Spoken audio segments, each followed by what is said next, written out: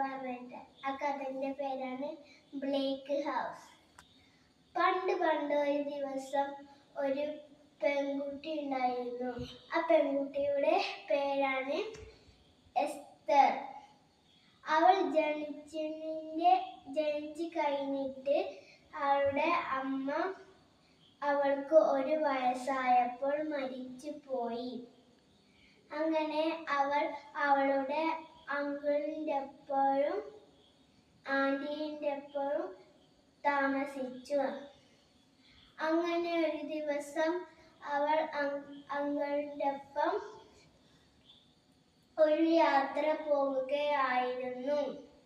അപ്പോൾ അതിന്റെ ഇടയിൽ അങ്കിൾ ഒരു കത്ത് കൊടുത്തു. ആ കത്തിൽ അവൾ വായിച്ചു നോക്കി. ആ കത്തിൽ ഉണ്ടായിരുന്നത്, എൻ്റെ പൊന്നുമോളെ, നിനക്ക് 1 വയസ്സായപ്പോൾ ഞാൻ മരിച്ചു പോയി.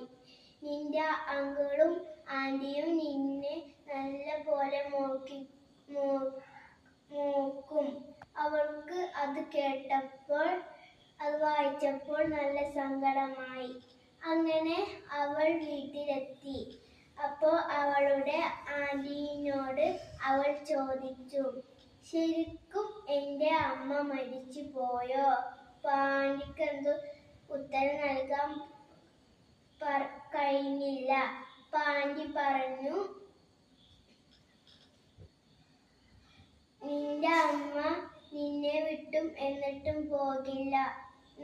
ഇവിടെ തന്നെ ഉണ്ട്. നീ സന്തോഷമായി ഞങ്ങളുടെ ഒപ്പം ജീവിക്കൂ.